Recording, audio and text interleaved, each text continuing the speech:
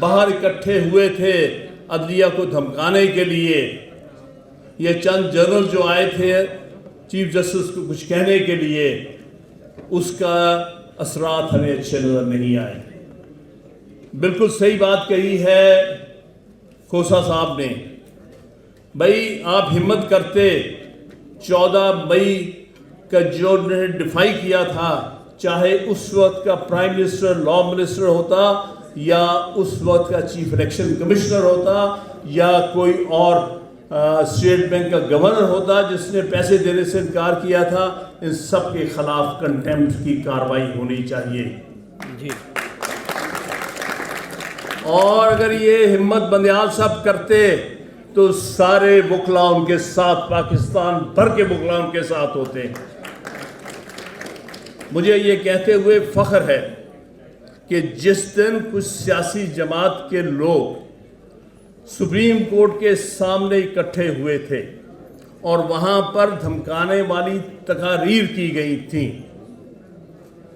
میرا وکلا کے ساتھ اس وقت بڑی حد تک ایک رابطہ تھا، اور میں نے اپنی جو ہمارے سے ریلیٹڈ بار ایسوسیشنز جو گروپ سے ریلیٹڈ ان سب سے کہا کہ آپ سب سپریم کورٹ کے پریمیسز کو پروٹیکٹ کریں گے. ہمارے زبیری صاحب کی قیادت میں، اور مجھے خوشی ہے کہ بڑی تعداد میں وکلا کالا کوٹ پہن کر اس دن سپریم کورٹ کے پریمیسز میں موجود تھے. اس میں ہمارے پنڈی اور اسلام آباد کے وکلا کا خاص بہت بڑا رول ہے. میں ہمیشہ دیکھا ہے کہ پنڈی اور اسلام آباد کے وکلا نے ایسے معاملات میں بڑھ چڑھ کے حصہ لیا اور ہمیشہ ہمارے معاملات کو آگے لے کے گئے ہیں. تو اگر ہمت کر جاتی جوڈیشری،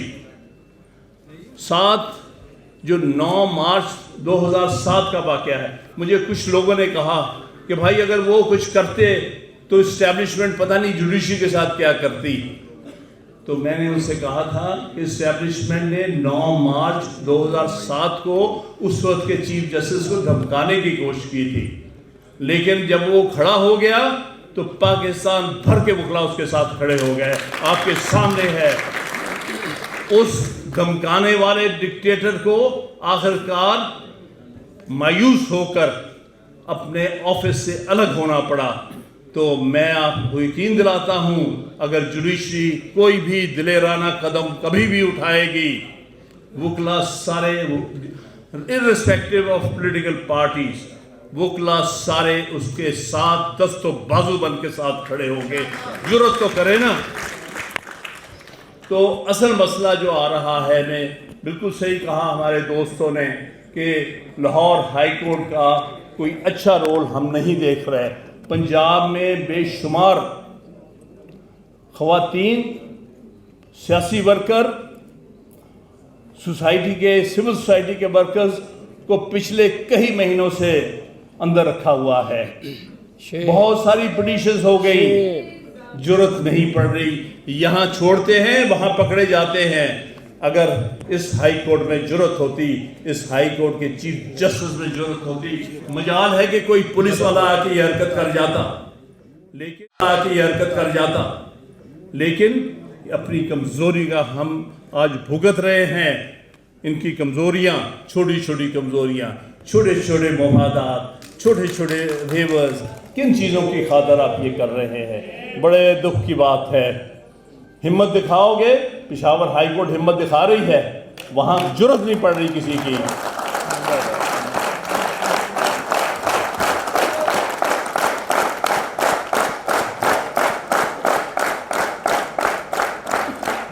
کئی لوگوں نے کہا مجھے کہ پنجاب میں جو پہلی دفعہ ظلم ہوا جو کہ ضیاء الحق کے جابرانہ دور میں نہیں ہوا، یعنی خواتین کو رات کے اندھیرے میں اٹھایا گیا، گیٹ توڑ کے اندر داخل ہوئے، دروازے توڑے گئے اور خواتین کی جو بے حرمتی کی گئی. یہ تو ضیاء الحق کے زمانے میں نہیں ہوا تھا. میں نے ایک بات کہی تھی، بھائی ہم سب کو اس کے بارے میں علم ہونا. پنجاب میں لوگوں کو پتہ چلنا چاہیے کیونکہ یہ پہلی دفعہ اسٹیبلشمنٹ یہ کر رہی ہے کہ ہمارے بلوچ بھائیوں کے ساتھ کیا ہوتا ہے، سندھ میں کیا ہوتا رہا ہے، اور خیبر پختونخوا میں کیا ہوتا رہا ہے۔ اچھی بات ہے کہ اب پنجاب بھی وہ بھگت رہا ہے۔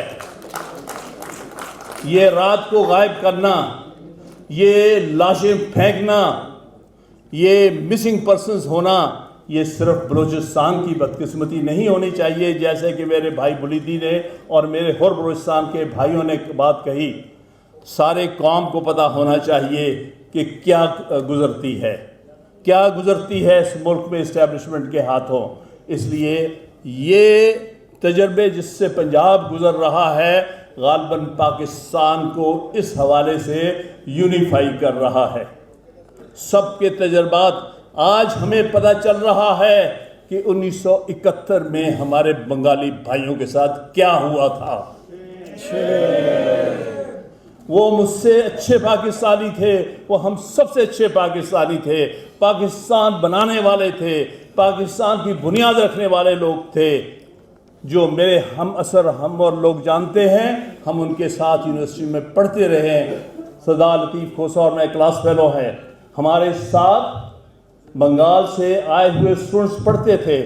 بلکہ 1966 میں مجھے یہ فخر ہے کہ ایک بنگالی بھائی کو میں نے سپورٹ کر کے پنجاب یونیورسٹی اسٹوڈنٹس یونین کا جنرل سیکرٹری الیکٹ کروایا تھا، اور مجھے بنگالی بھائیوں کا رسپانس ملا تھا کہ ہم پنجابی کو کچھ اور سمجھتے تھے، لیکن آپ پنجابی لوگ سوچ میں آئین اور جمہوریت رکھتے ہیں، ہمیں خوشی ہوئی ہے۔ جس دن میں نے پنجاب یونیورسٹی اسٹوڈنٹس یونین کی طرف سے انٹر یونیورسٹی ڈبیٹ کرائی تھی، تو ایسٹ پاکستان کی تینوں یونیورسٹی کی طرف سے ٹیمیں آئی تھیں انگریزی، اردو اور بنگالی زبان میں ڈبیٹ بولنے کے لیے، اور ان کے نمائندوں نے مجھے کہا تھا، چاہے وہ راجشاہی سے تھے، وہ ڈھاکے سے تھے یا چٹاگانگ سے، انہوں نے کہا کہ ہمیں آج پتہ چلا ہے کہ پنجاب میں بھی لوگ ہیں جو بنگالی زبان کو قومی زبان سمجھتے ہیں۔ میں نے اور میرے اور ساتھیوں نے کہا کہ بنگالی اتنی ہی ہماری قومی زبان ہے جتنی اردو ہماری قومی زبان ہے، ہمارا آئین کہتا ہے۔ تو کہنے کی بات یہ ہے کہ ہم جس تجربے سے گزر رہے ہیں، پاکستان کی تاریخ کے ایک بہت کرٹیکل دور سے ہم گزر رہے ہیں۔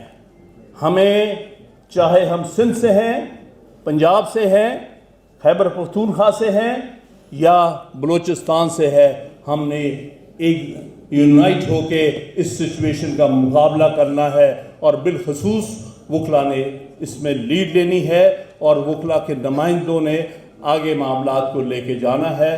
ہمیں یقین ہے ہماری لیڈرشپ اس وقت بہت اچھے ہاتھوں میں ہے، جس طرح زبیری صاحب ہمارے صدر نیشنل بار ایسوسی ایشن ہے، جس طرح اشتیاق صاحب صدر لاہور ہائی کورٹ بار ایسوسی ایشن کے ہیں، اور اس طرح اور بھی ہائی کورٹ بار ایسوسی ایشن میں اچھے صدور موجود ہیں، اور بلوچستان کے نمائندے سارے اس معاملے میں یکجا ہیں۔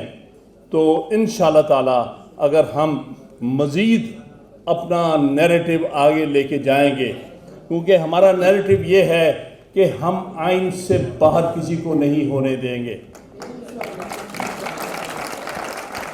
پاکستان کی افواج آئین کی کریشن ہے، آرٹیکل 243، 44، 45، 46 ان کی، اور ان کو اس کے دائرے میں ہی رہنا ہے، اس سے دائرے سے باہر نہیں ہو سکتے۔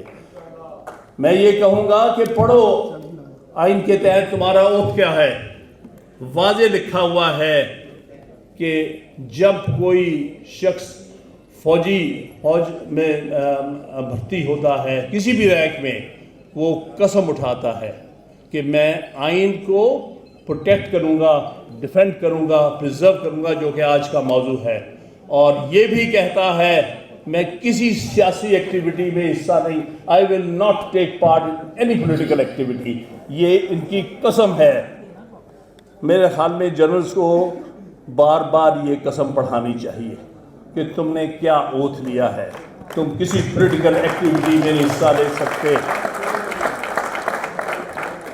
तुम कोई पॉलिटिकल इंजीनियरिंग नहीं कर सकते, तुम कोई इलेक्शन इंजीनियरिंग नहीं कर सकते, तुम इलेक्शन में अपने मर्जी के जो नताइज नहीं ले सकते। क्योंकि मुझे याद है, और आप सब जो मेरे हमअसर, कि 11 साल ज़ियाउल हक क्या कहता था कि मैं इलेक्शन क्यों नहीं करा रहा। वो कहता था मैं इलेक्शन इसलिए नहीं करा रहा कि जब तक मुझे यकीन ना आ जाए कि नताइज मुस्बत होंगे। मुस्बत नताइज का मतलब क्या है?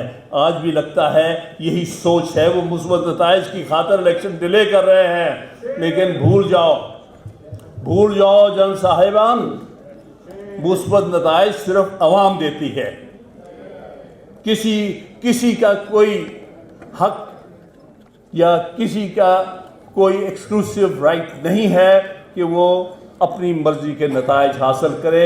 ये कौम फैसला करेगी कि किसको इलेक्ट करना, किसको हुक्मरान बनाना, और तुमने जो भी आइन के तहत हुक्मरान मुंतखब होगा उसकी बिल्कुल ताबेदारी और वफादारी करनी है। ये हमारे आइन की दिफा का सबसे बड़ा मकसद और सबसे बड़ी जद्दोजहद है। बाकी आखिर की जो बात मैं कहता चलूँ कि वे फॉरवर्ड इंशाअल्लाह ताला हमें इस मामले में हमारी रहनुमाई करेंगे जनाब ज़ुबैरी साहब कि इसके बाद वे फॉरवर्ड क्या होगा। जो भी वे फॉरवर्ड देंगे, आइंदा आने वाले वक्तों में कन्वेंशंस मुख्तलिफ शहरों में, सूबाई दारुल हुकूमत में, हर जगह मेन शहरों में जिस तरह इनका हुक्म होगा, सारे पाकिस्तान के वकला उसी अंदाज से उसको फॉलो करेंगे। और इस कोशिश और काविश को उस वक्त तक हम लेके चलेंगे जब तक आइन मुकम्मल तौर पर बहाल नहीं हो जाता, रूल ऑफ लॉ नहीं आ जाता, मुल्क में फंडामेंटल राइट्स पर अमल दरामद नहीं हो जाता। मैं आप सबका बहुत ममनून हूँ, बिलखुसूस शुक्रिया।